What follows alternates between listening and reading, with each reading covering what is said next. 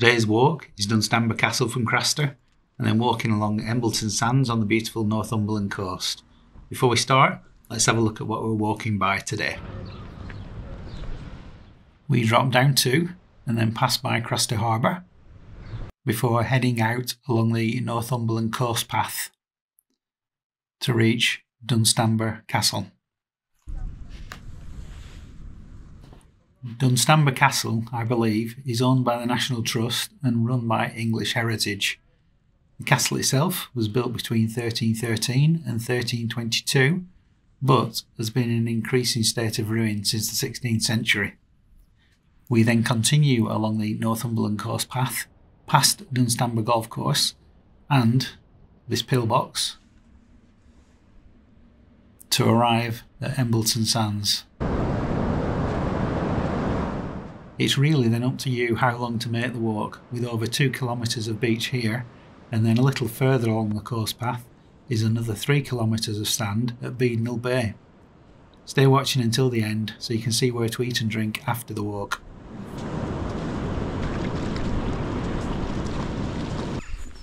Back in the pay and display car park, head out now to the entrance. Just before reaching Craster tourist information and the toilets, there are a few information signs. One for exploring the Craster Trail,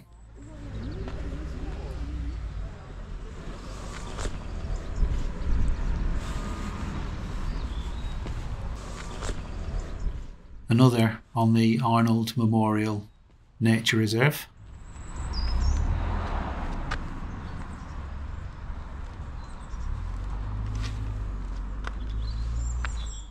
and another telling you all about Craster Harbour.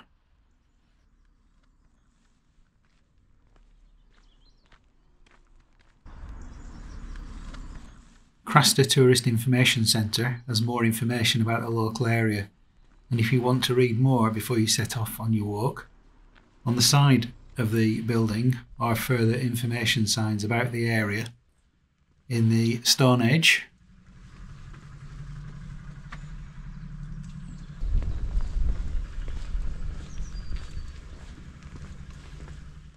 and the Bronze Age,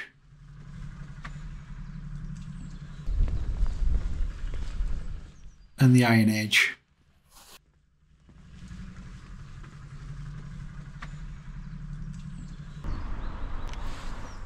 To start the walk, we head away from Craster Tourist Information Centre to turn right along the road and follow it the short distance down to Craster Harbour.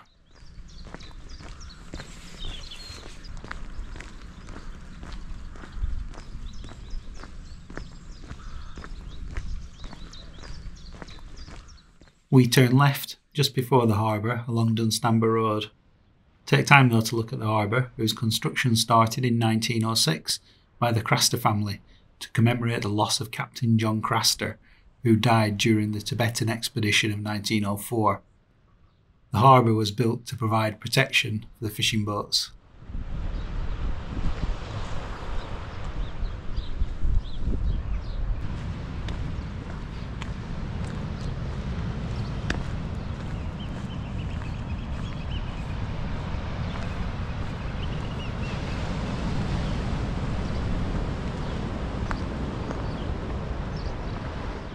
The concrete rectangle on the end of the southern wall of the pier was a base for an aerial roadway used for transporting stones to the harbour from the nearby quarry, which is now the car park in which we started the walk.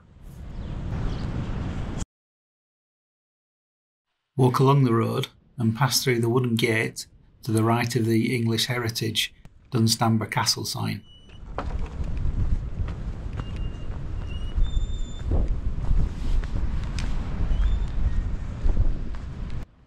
Head along the track and pass through the next wooden gate.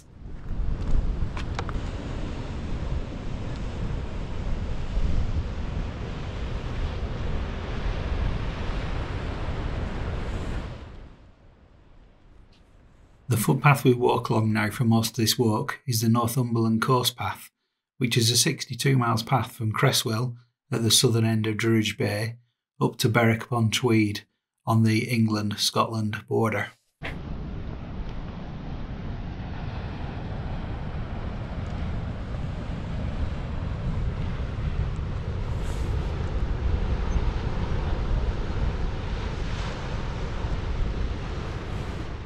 This section of footpath also forms part of St Oswald's Way, which is a 97-mile walk from Holy Island down the coast and then inland, ending in Heavenfield near Hexham on the Hadrian's warpath.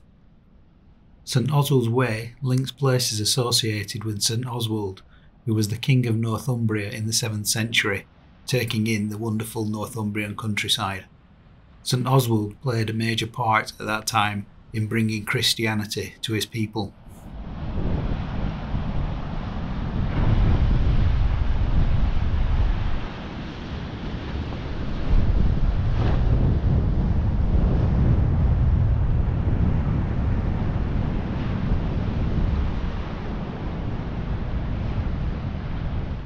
If you enjoy these videos, please click the like button, subscribe to our channel and hit the notification bell so you know when any new walks have been uploaded. It's free to subscribe and your likes and comments really do help our channel.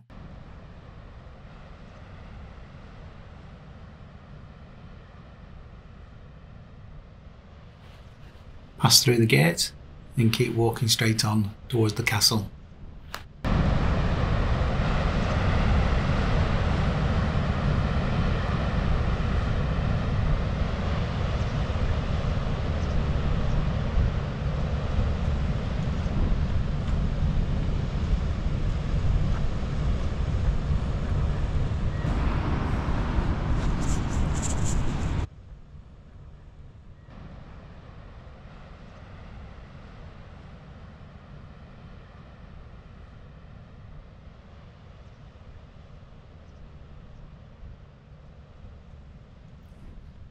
As we approach the castle, we'll just head along for a short while in real time to listen to the skylarks and the crashing waves.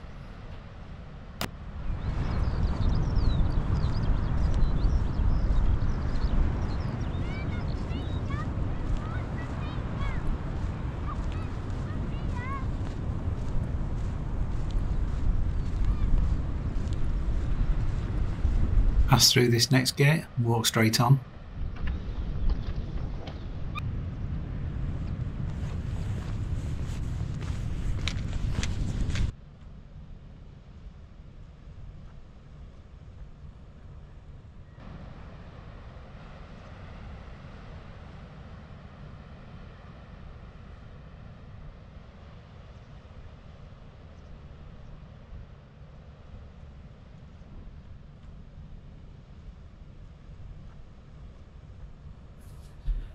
Dunstanburgh Castle, I believe, is now owned by the National Trust and run by English Heritage. The castle itself was built by old Thomas of Lancaster between 1313 and 1322. Thomas at the time was opposed to King Edward II and was captured at the Battle of Borough Bridge as he attempted to escape for the safety of Dunstanburgh Castle. John of Gaunt later on increased its castle defences in the 1380s in light of threats from Scotland. Then the castle itself changed hands several times between the rival houses of Lancaster and York during the War of the Roses from 1455 to 1487, but it never really recovered from that and has been in an increasing state of ruin since the 16th century. The castle has been popular with artists over the years, including J.M.W. Turner, who sketched and painted it several times.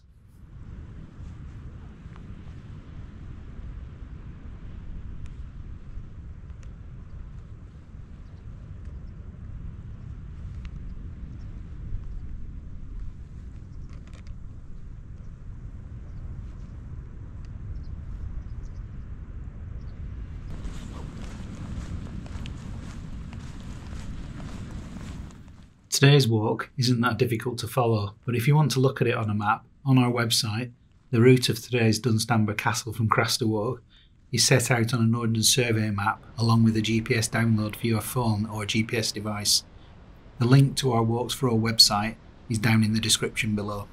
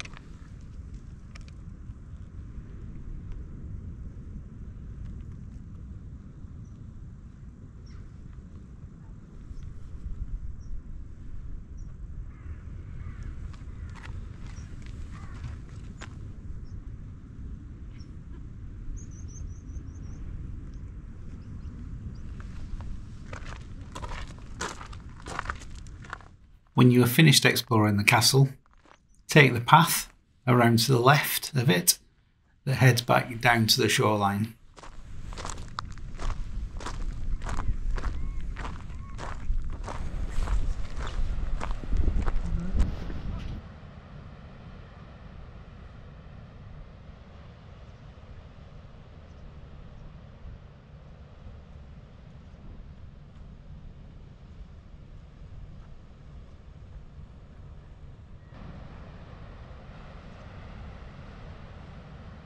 Pass through this next gate, where over to your left you can see the 13th green on Dunstanburgh Golf Course.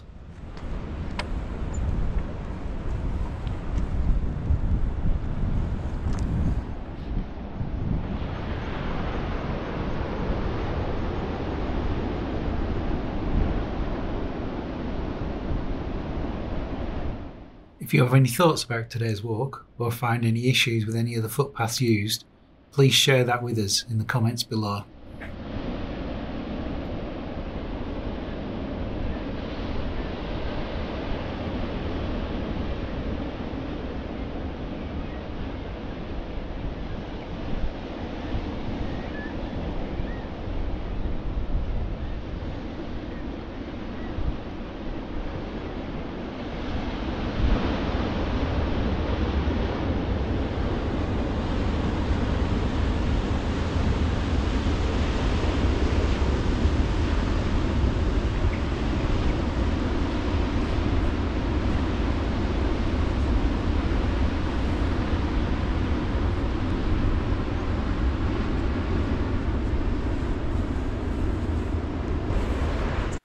Walk along the path, where a few yards further on the path splits. The Northumberland course path here heads down the left hand side of the golf course. We split away from that here, taking the right hand path that keeps close to the shoreline.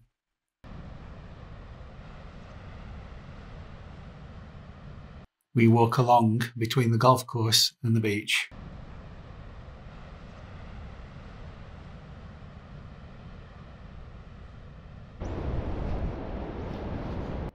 A little further along the path we reach this concrete structure, which is actually what is known as a pillbox, a fortified structure built during 1940 at the start of World War II. I believe this to be a Type 22 hexagonal pillbox used for observation and rifle and light machine gun placements.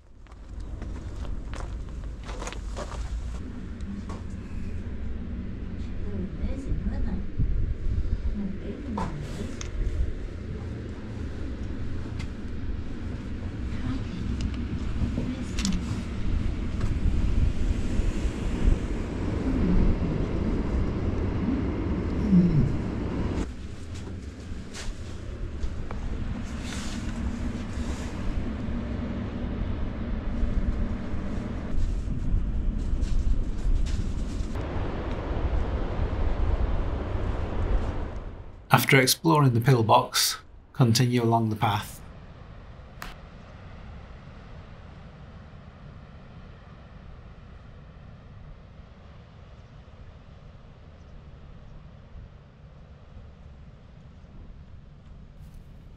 As the sand starts over on the right hand side, you can head down to the beach here through the rocks, but we're just going to join the beach just a little further on.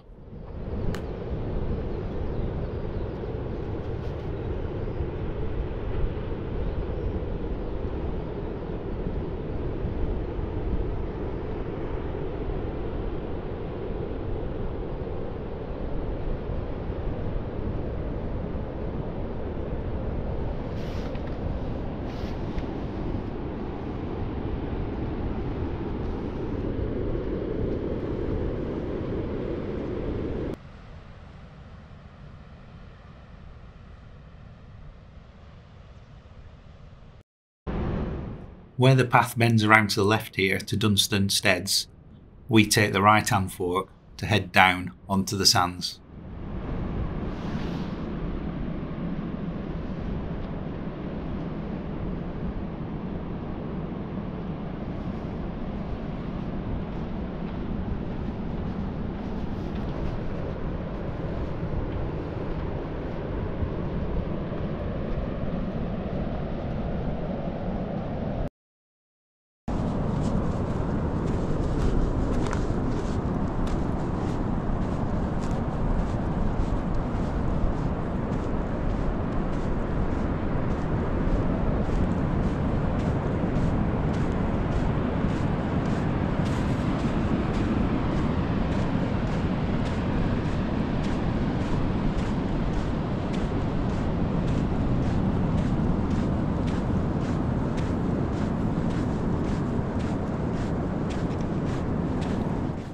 For the sands walk today, rather than walking along in fast motion, I thought we'd just head along in real speed to enjoy the relaxing sounds and sights of a beach walk.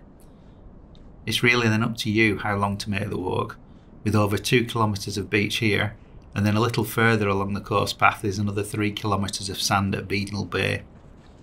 I was a little short on time today, so I haven't walked up to Embleton Bay, but near to where we turn today I'll point out a couple of places to eat and drink mid-walk, where you could maybe even start the walk from this end and do it in reverse. I had planned initially to walk a little inland on the way back to Craster, but as I do enjoy walking on the sand and in the water, the beach route won out today. If you look at the OS map, there are parallel paths back to Craster, just a little way inland.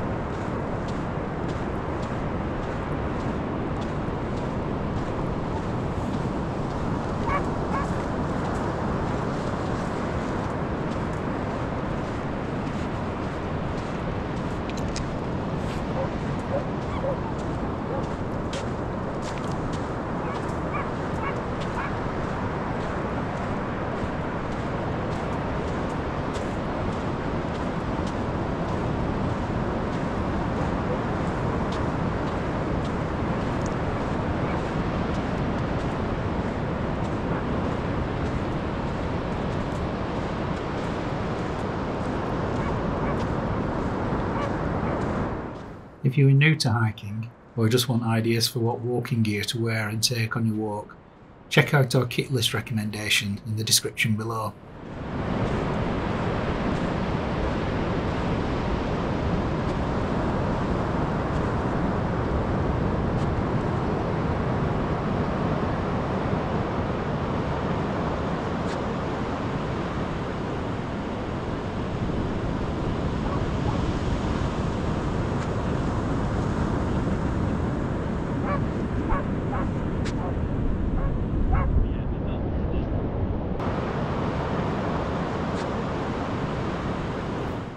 I'm turning round here today, but make the walk as long as you wish. In the Ordnance Survey fly-through at the end of this video, I'll point out additional places to eat and drink just over the other side of the sand dunes. It's a lot easier to see them on the map view.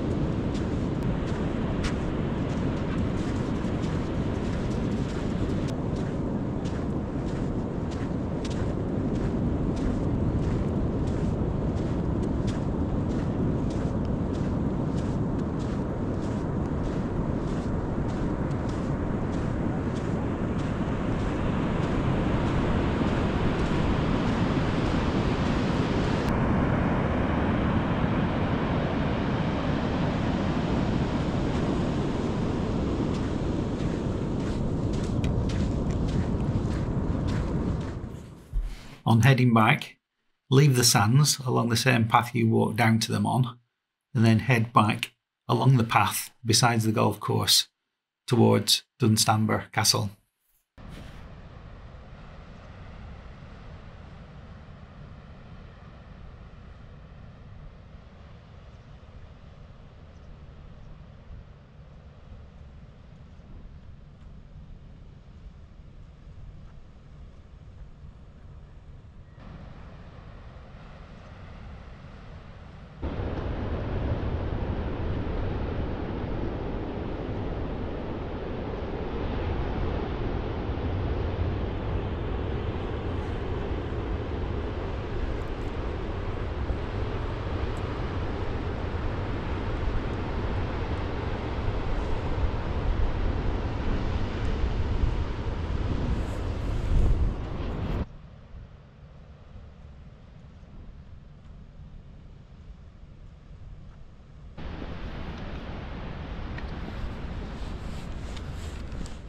Just before reaching the castle, you may have to wait just in case any golfers are teeing off on the par 3 13th hole, as they do play over the footpath to the green.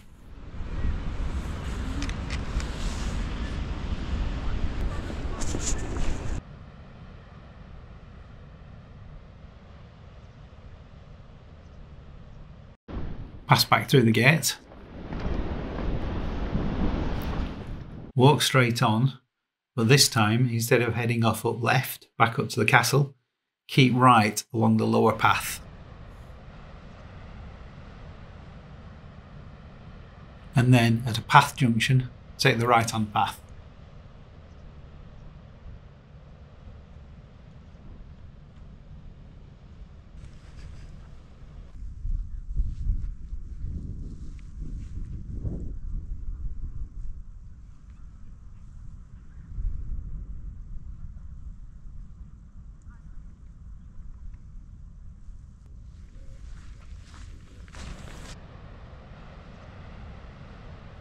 The path briefly becomes a little rougher underfoot as it passes through some gorse.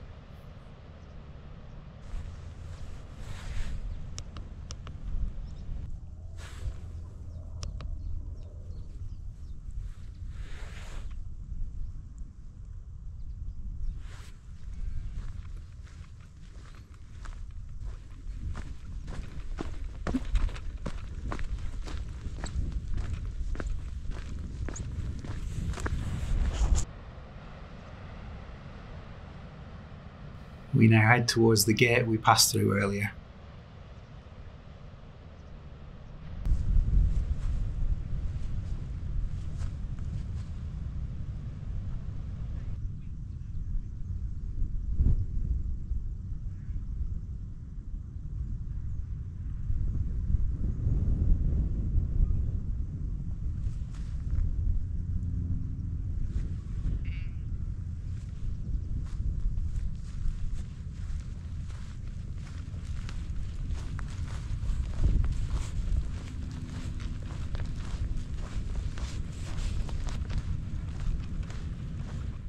Pass through the gate and head now back along the coast path.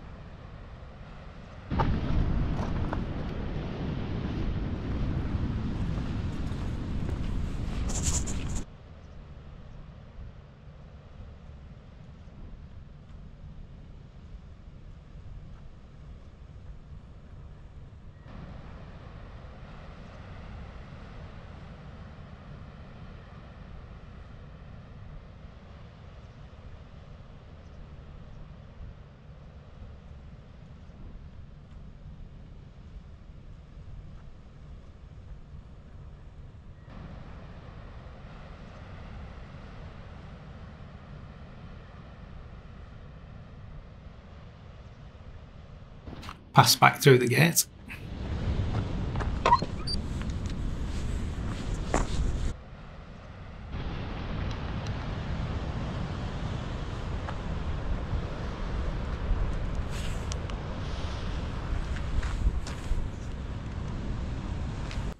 and then on through the next gate. Then just walk back along the road towards the harbour.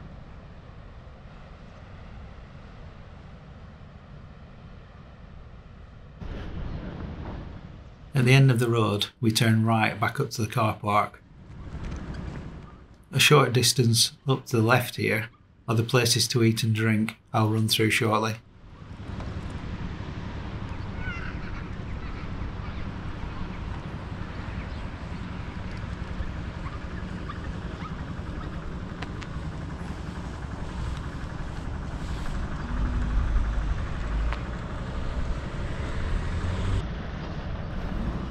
A short distance back up the road, we turn left, back into the car park.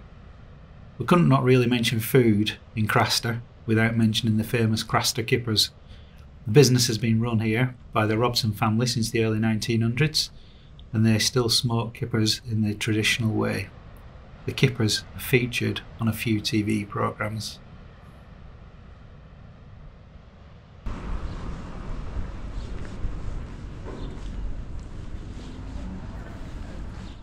Across from the smokehouse is the Jolly Fisherman gastropub and seafood restaurant. Dogs are welcome in the bar area and in the garden.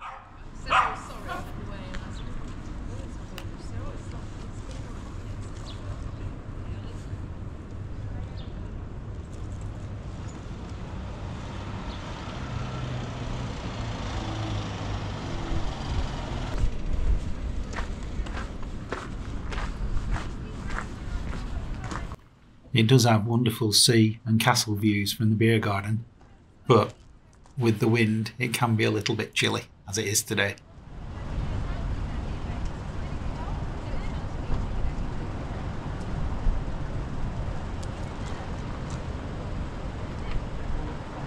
Just a little further along the road is the Shoreline Cafe, which again is dog friendly and serves a range of food and drink.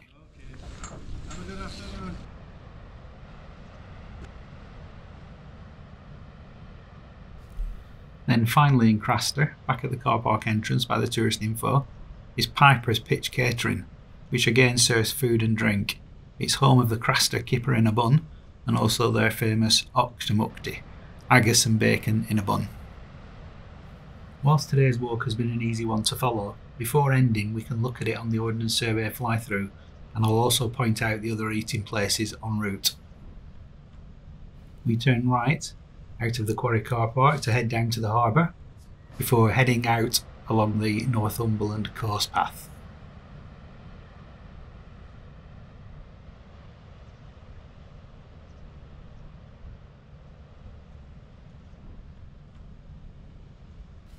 We then arrived at and looked around Dunstanburgh Castle.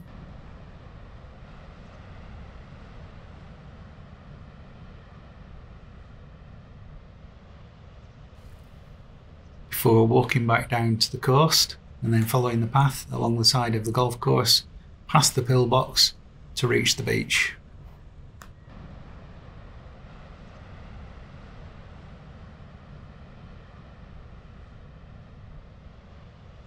If you look over to the left of the beach, Embleton is just over half a mile up the lane. The Gray's Inn in Embleton offers food, real ales is dog friendly. For the cooler days there are 3 open fires, and on warmer ones there's a terraced beer garden. The Bluebell Inn serves food and drink and I believe is dog friendly. Then finally in Embleton is the Dunstanburgh Castle Hotel. This is dog friendly, serves food and drink, has a bar area and outside seating. On the way up to Embleton, almost just off the beach, is the clubhouse for the Dunstanburgh Golf Course. Visitors are welcome and it serves food and drink and has outside seating to take in the views.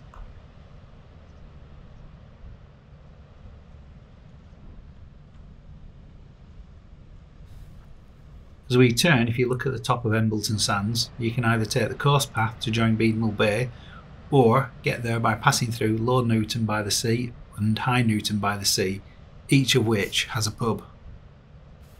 The Ship Inn at Low Newton by the sea is at the end of Embleton Sands just as you leave the beach. It's dog friendly as long as you abide by their dog rules, serves food and even has its own on-site brewery. The Joiner's Arms gastropub at High Newton by the sea is a further half a mile down the road. It serves food and drink, and again is dog friendly.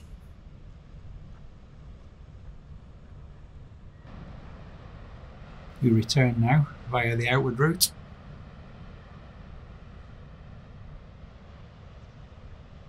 Walking back alongside the golf course, and then underneath Dunstanburgh Castle.